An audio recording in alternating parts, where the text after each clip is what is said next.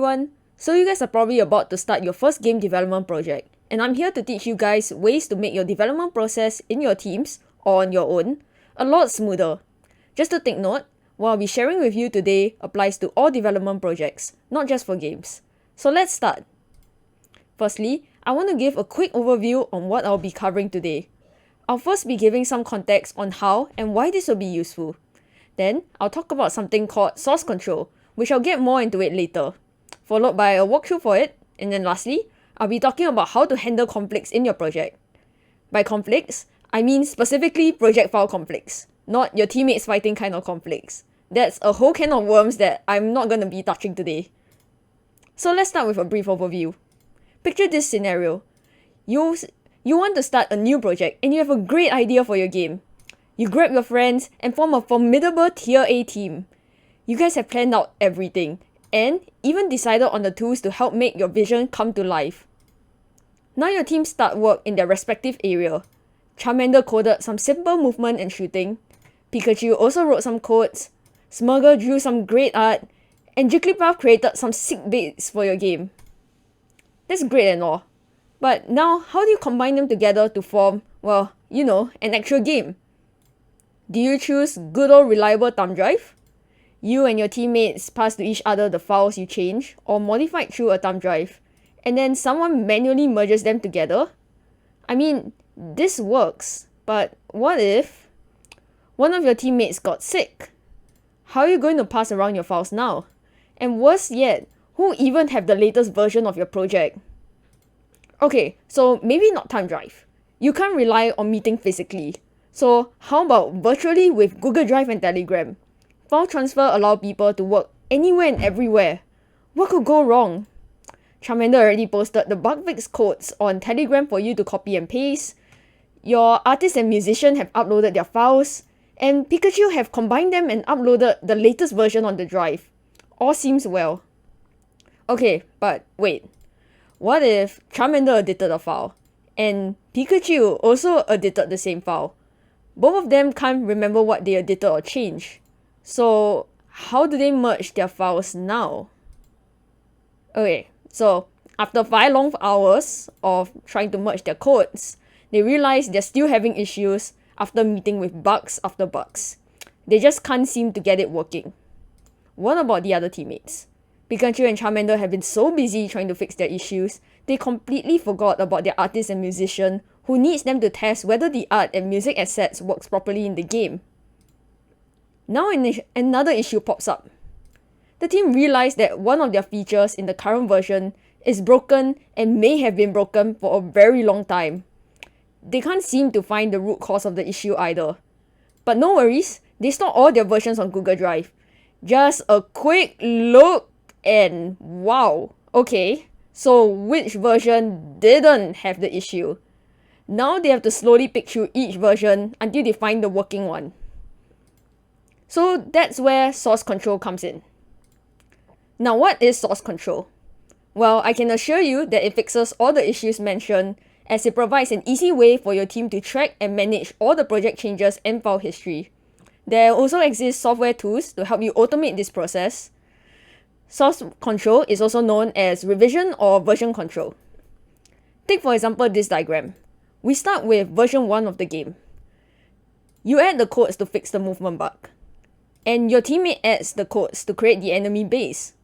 You then add music, while your teammates add art, sound, and fix some enemy bugs. You then combine your work to form version 2. Isn't this a lot more readable? You and your teammates clearly know what changes are applied and when. Now, before we go into how to do source control, let's cover some basic terms first. Remember how I said there are tools to help automate the source control process? Well, these tools are also known as revision control software or source control software. One of the most well-known ones is Git. Revision control software allows you to easily view the history and changes of your project, switch to different versions of your project, which in turn also allows you to easily recover from errors or mistakes you have made in later versions. You can imagine source revision control as you having a folder of every change you made to your project and a text file you manually write to keep track of what changes are applied. For example, When version final is uploaded, you stay in the text file that you have added enemies, and the files added are enemy.a.cs and enemy.b.cs. When final version folder gets uploaded, you added sound effects to enemies and modified enemy.a.cs to do so. For final, you fix some enemy logic and head to edit enemy.b.cs, and so on and so forth. Revision control software helps you automate this process, so you don't have to manually type in the changes in the text file, and you don't have to keep every different version of your project. Another term you guys should get familiar with is repository, or repo for short. A repository is a database that contains all your project files and file history. The files in the repo are tracked by a revision control software such as Git. There are two kinds of repos, local and remote. For local repos, take it as an offline Google Drive folder. You can see your changes, still see the history, still upload and modify your files, but no one in your team can see the changes. These changes can only be viewed locally by you. For remote repos, take it as the actual Google Drive. You can see the changes, see the history, upload and modify files, and your teammates will be able to view all your actions and get the changes you made to the project. The files are stored in the cloud or an online database. Popular remote repositories hosting sites are GitHub, GitLab, and Bitbucket. Alright, last term you guys need to get familiar with. GUI clients for your repositories. So what are they? They're basically nice UI to help interact with your repository. It allows you to easily view your project changes and access the different functionalities source control softwares such as Git has to offer. Traditionally, to upload your changes to your repository, you will use the command line interface. But remembering the different commands and the lack of feedback can be quite daunting for many. Which is where GUIs come in. The popular GUIs are GitHub Desktop and SourceTree. Both of them support Git repositories. Okay, so we'll now move on to a walkthrough on how to use source control tools for your project. Okay, firstly, I need you guys to create an account on GitHub. You can check out the link on the slides or just search up GitHub on Google. Next, I need you guys to download the GitHub desktop application through this link. So it'll bring you to here, and all you have to do is just press the download button. Or if you're using Mac, just press here. So do pause the video now, just to do those, before you continue. Alright, now that you guys have created an account and logged into GitHub, we can start creating a repository for your project. So on your profile page, which is this, there's this repository tab. So I need you guys to click that to reach to your repository page. Or alternatively, what you can do is that on this top right icon here, your top right profile icon, if you click that, you can also just click your repository here to reach this page. It's the same thing.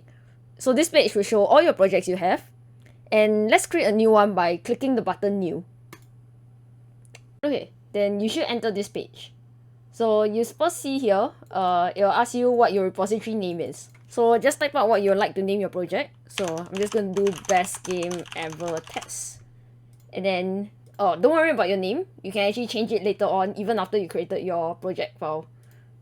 So then you can put in your description for your project. So I'm just going to do test walkthrough or GitHub. And I'll show you later what it does exactly. Next, you can set your project to either public or private. Basically, in public, anyone can look at your project files and the changes that you have made. Of course, only people you have given access are able to modify your actual files. You can also set your repository to private. However, if you're using the free GitHub account, you can only add a maximum of 3 collaborators for your project. So if you have more than 3 team members, this may not be what you like. So let's just set our project to public. Don't worry about it. Don't worry about other people seeing your codes. There usually isn't any issues unless there are sensitive files in your repo that you cannot let the public to see. So don't worry about it. Moving on, you can add a readme file to provide more instructions or descriptions of your project. So I'll just show you what it does later. And you can also add a git ignore. And this is very important because git ignore makes it so that you and your teammates cannot upload unneeded files. For example, files that are automatically generated locally on your computer for your project. Now, this makes your entire project file size a lot smaller because these generated files can take up a huge chunk of your storage. And it also prevents cases of you uploading those files. Because if you upload them and your teammates receive those files, it may cause issues for their project since those files were meant to only work for your system. And because of that, they may not even be able to run their project anymore. So just click this and you can actually type out Unity for gitignore. Or there's even one for Godot if you prefer using that. So I'm just going to do for Unity. And now, lastly, you can also choose a license to ensure your work stays safe and have more copyright licensing. I won't be choosing any for mine, but you can read up more to see which license might suit you because there's quite a few. So you can just click the Learn More button. Okay, so let's just go ahead and create our repository. And here we go. So this is your description that you type. And this is what the README is. So usually for your README, you would like to do something nice for it. You can add like more descriptions, you can add videos, pictures of your project, so on and so forth. And here's the gitignore that you have added. So looks great. Now that you have created your repository, you can start working with your teammates. But of course first, you need to give them permission to be able to modify and access the folders in your repository. So go to settings, then click on collaborators. See, you haven't invited any collaborators yet. So you can add people, and let me just add my friend. So you need to type in their GitHub username or their GitHub email. So let me just do this and then add. Okay, now you see there's pending invite. So basically, your teammate should be now receiving an email, and they have to accept the email to be able to start accessing the repository and start uploading files and changes for the project. Alright, so that's about it for setting up. Let's move on. Okay, so you should download GitHub Desktop. So let's just go there. And when you open the application, you should see this. So what you guys need to do now is log into your account. So go to File, Options, Sign In. Okay, let's just continue browsing. Okay, let's just follow the instructions. Okay, so it's signed in for me already. And you can actually see all the repositories that you have over here. So let's go to the repository that we have created. Best game ever. Just click this, clone. Okay, then you just need to find somewhere to store your folder, your project folder to be exact. So I'm just gonna, yeah, I think this is, no, yeah, this is fine. Okay, clone. Also, something to take note is that if for some reason you cannot find your repository here, what you can do is press clone a repository from the internet. So you press this, go here, under code, there's clone. So you click this, you copy this link, and then URL. Just do this. Okay, let me just make a new folder for this.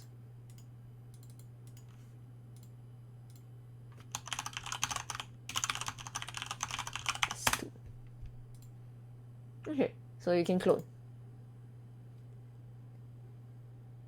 And yep, that also works. And now you have access to the folder. So if I go to my documents, just head over, and you can see over here, this is exactly what we had on our Git. See? Gitignore README. And our README says exactly the same thing. Best game ever, a test walkthrough for GitHub. The .git file here is your source control. So you don't want to delete this. This is what lets you actually do the source control. So okay, let's start putting our project inside. So let me just create a Unity application. Okay, so let's create a Unity project. So first, click new project. Okay, let's just go with 2020, and we're going with, let's just go with a 2D game. Go best game ever. And I'm just gonna store it where my Git is. Create. Okay, so your Unity is done loading. Now you should see all the files for the Unity files over here. And your git ignore has to be in with your Unity files. If you put it like this, it doesn't really work. So you have to drag it in. Okay, so now if you go to your GitHub desktop, you should see all the file changes that you have made. So these are all the files that you have recently added. And it doesn't add in all the generated files. So I'm going to show you an example of what happens if you don't have git ignore. So let me just show X. Let me just bring it out again. And then 5. And then you start to see all these nonsense files.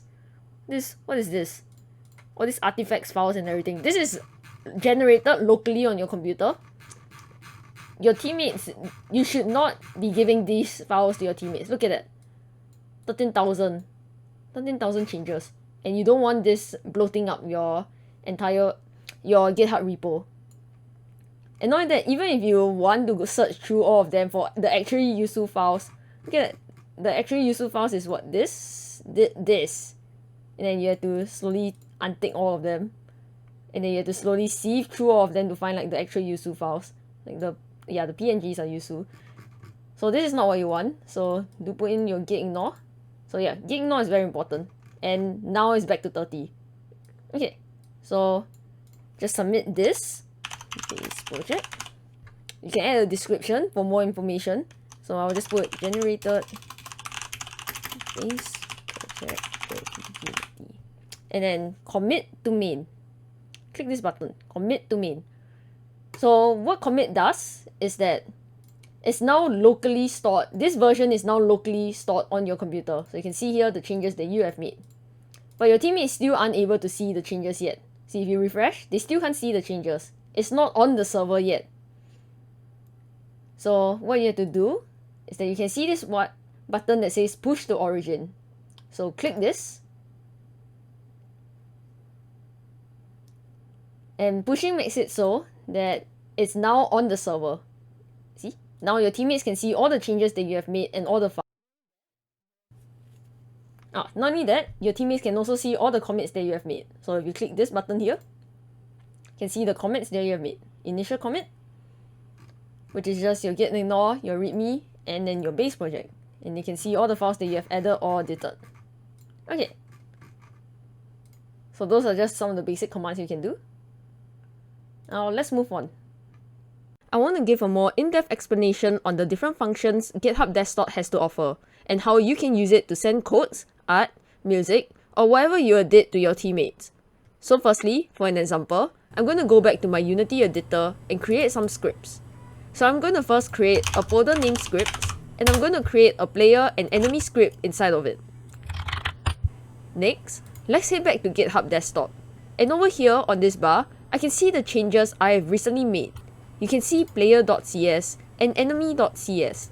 This here is just the folder I created, and the .meta files are actually additional data for the Unity editor. These are files you want to upload to. You can tick this checkbox to decide whether you want to upload the file or not. For example, I decided that I still want to work on my enemy class file and do not want others to receive it. So I'm going to untick this checkbox. Now, before you can upload any changes you have made, you have to type in a summary and description of what you have changed. This description is optional. You can put additional details. It's generally a good practice to write a descriptive summary on your changes, so next time, it's easier to understand what you have done instead of having to look through your codes. So let me just write here, add basic class for player.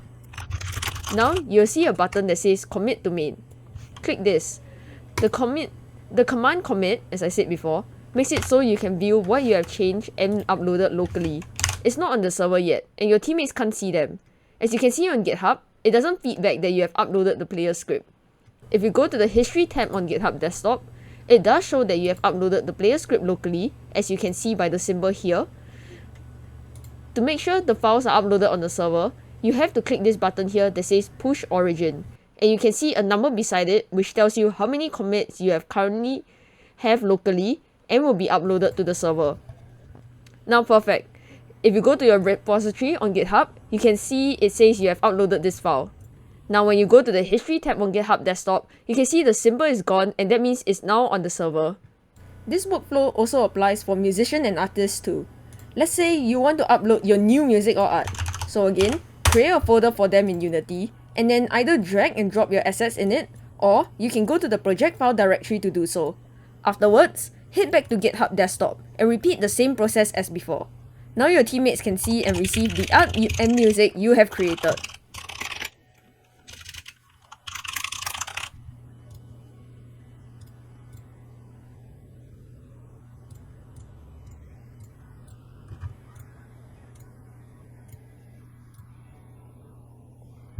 Now what about editing the files, or deleting them?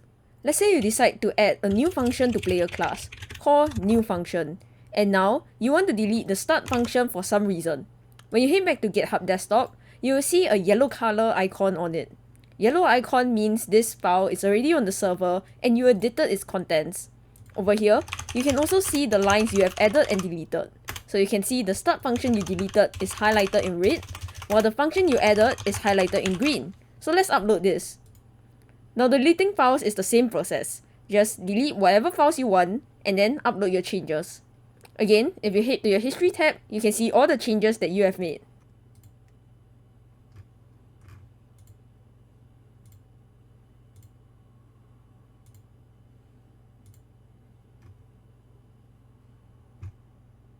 Alright, next, we're going to talk about reverting the changes you have done. Let's say you edited the player class by a lot. You added a bunch of new variables and functions and deleted some other things too. But you realize the way the player behaves now is not what you initially designed it to be. So you want to remove everything that you have done and go back to the original file. Now, you could Ctrl Z all the way back to how your file looks like. Or what you can do is you head over to GitHub desktop, right click the player file which you edited and click revert changes. Now, your player class should look exactly to what it was in the latest commit of your repository.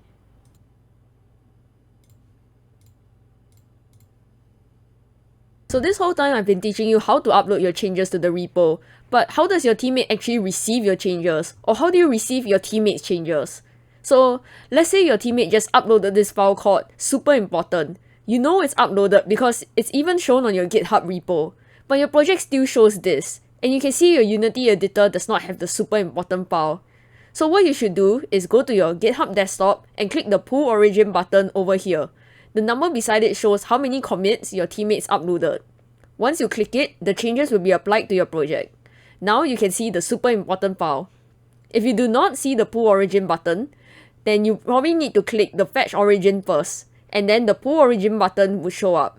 Fetch does not apply changes to your project. It just tells you what new updates there are to your project. It's only when you click pull, then the changes are applied. Now that's it for the basic functionalities GitHub Desktop has to offer. Of course, there are a lot more functionalities that provide you with more power and flexibility in controlling the different versions of your project, but I'll not be covering them here. GitHub Desktop also currently does not support some of the more advanced functionalities. If you'd like to be able to use the more advanced features, the GUI client source tree would be more better suited. Now, we have come to the final topic on handling conflicts. And again, I would like to reiterate I mean your project file conflicts, not your internal team conflict. So method 1 of dealing with conflicts is of course not having to deal with them at all. Prevention is much better than having to deal with merged conflicts, and of course, saves more time. But how do you even prevent conflicts from happening in the first place? The first method, and the greatest of all, would easily be having good communication among your teammates. Before you start working on the features, let your teammates know what files and area of the project you'll be touching, and warn your teammates to try and avoid them for the time being until you're done. Make sure to also check with your teammates whether they're modifying the files. If they are, try and avoid those files for the time being. Once you have uploaded your changes, let your teammates know again that it's safe to edit them now. With this, you guys can definitely avoid the issue of editing the same files at the same time. Another thing you guys can do is to create individual testing scene for each teammate. I know in Godot there's some way to resolve scene conflicts, but in Unity it's really complicated. Best is to try and avoid editing the same scene at the same time, as you might end up having to throw away all your hard work afterwards. But if that's the case, how will you guys test your things then? What you can do is create a test scene for everyone, and then copy and paste what you have created in your test scene to the actual game scene. Think of it as everyone having their own Minecraft save file to build, experiment, and test before putting everything together into one world. If you need to test in the game scene, but your friend happens to be editing the scene right now, you can either discard your changes later on, or duplicate the game scene with Ctrl D. Alright, let's move on to method 2 of dealing with conflicts, which is to just deal with it head on. One thing I would like to get clear is that file conflicts are normal. It's almost impossible for you to go through your entire development process without facing a single file conflict, especially once your project grows in size. You guys are bound to eventually touch a file your teammate is editing or accidentally trying to submit both changes at the same time. In GitHub Desktop, if you try to submit files that were modified by your teammate, you'll get a merge error. Of course, you could just ask your teammate directly what changes they made and you'll copy and paste their code in, but it can be pretty time consuming, especially if your teammate forgot what they exactly changed and vice versa. So GitHub Desktop actually allows you to automate this process a little bit. So I'm going to show you how to deal with this situation. Okay, so let's say you just edited player script to add this new function which you call Pika added this, and you also added a bunch of new variables like private integer Pikachu equals to 10, you set it here, and you basically edited the file a little bit. So before you submit this, it's good practice to always fetch first to make sure to grab the latest updates on your project and also to ensure your code is running. I mean your code is still working even after you grab the latest. So you fetch.